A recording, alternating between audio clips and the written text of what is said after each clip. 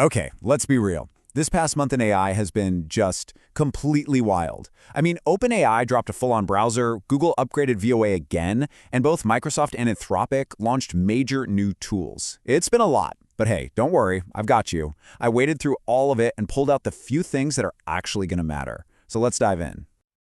I mean, seriously, does it feel like you're drinking from a fire hose? 'Cause you're not alone. There have been so many huge announcements lately that most people are just struggling to keep up.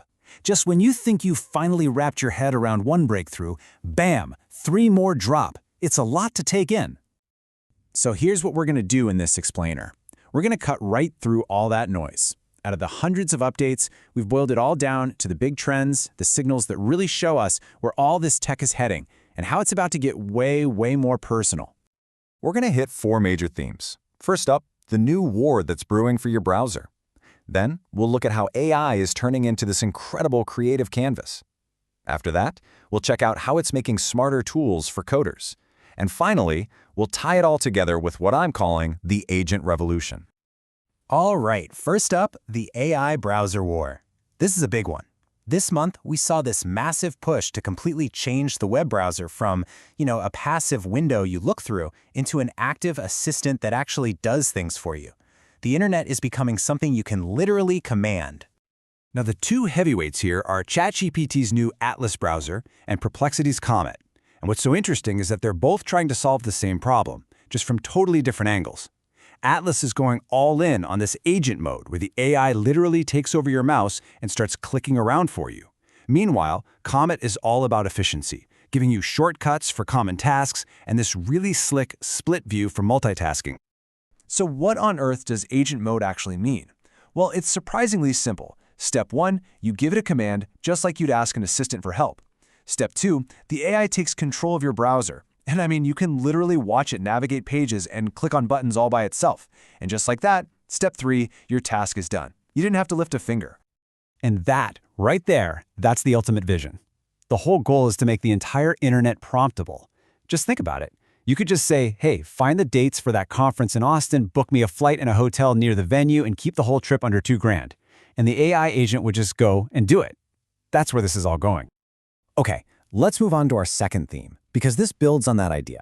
AI isn't just for organizing information anymore.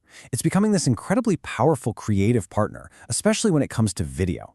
And some of these tools, they are getting, frankly, magical. So the big breakthrough this month came from a brand new model called VO 3.1.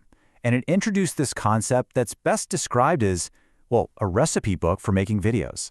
Instead of just giving it a single text prompt, you can now give it multiple ingredients. Let me show you how it works. You can give it an image of a person as ingredient 1, then an image of a room for ingredient 2, and finally, an image of some clothes for ingredient 3. And the AI just combines them. It generates a totally new video of that specific person wearing those specific clothes inside that specific room. I mean, that level of control is a massive leap forward. And it wasn't just VO either. The whole field is just exploding. Sora 2 added storyboards, so now you can create these longer, multi-scene videos. A new open-source model called LTX2 just dropped and is giving us near state-of-the-art quality at 4K resolution. And then you have platforms like Leonardo that are becoming these central hubs, letting you use all these different models in one spot. The pace is just, it's wild.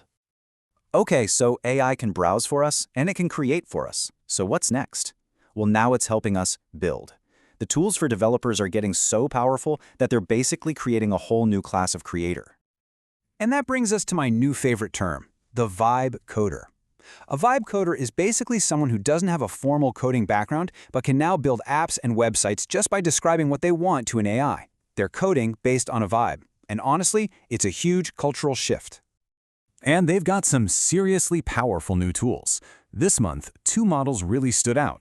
You've got Sui 1.5, which is built for agentic coding and is just ridiculously fast. We're talking 950 tokens a second. Then on the other hand, you have Anthropoc's Sakai 4.5, which is all about fast, low-cost responses. It makes it perfect for quick tasks at about 1/3 of the price of the big guys. The market is really starting to specialize. So what does this all mean? Well, it means the barrier to entry for creating things is just plummeting. Anthropic put its powerful Claude code right on the web, so you don't need to be a terminal wizard to use it anymore. Google is building tools specifically to help these vibe coders get going. And at the same time, platforms are building in protections, like YouTube's new AI likeness detection, to help creators keep control of their digital identity. And this brings us to our final theme, the one that really ties everything we've talked about together, the agent revolution. We've seen hints of it in the browsers and the coding tools, but the bigger picture here is that AI is moving beyond just showing us information. It's learning to do things. And the two big players, OpenAI and Anthropic, are building entire ecosystems for these agents. OpenAI just launched Agentic, which lets you build these complex Zapier-like workflows right in their playground. And they have ChatGPT Apps, which is pretty much an app store for AI. On the other side, Anthropic introduced Agent Skills, where you can teach Claude specialized knowledge that it can then use across any app in its ecosystem. So when you step back and look at all this, what's the big picture? From browsers that take action, to videos that create on command, to code that practically writes itself, the pattern is crystal clear. AI is breaking out of the chatbot window, and it's being woven into every single corner of our digital lives. But it's not stopping there. I mean, if it's already in all of our software, handling our creative work and our professional tasks, where else could it possibly go? What's the one place you'd never expect to find it? Yep, even in your bathroom.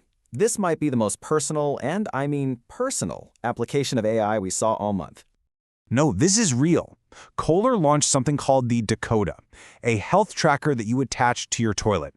It uses sensors and AI to analyze, well, to give you insights into your hydration and your gut health. It can even discreetly send you a notification if it detects a potential health issue. And that really is the question we should leave with, right? This month, AI got deeply personal. It's an agent in our browser, it's a partner in our creative work, and now it's a health monitor in our home. So if it's already here, what part of our lives will it not touch in the years to come?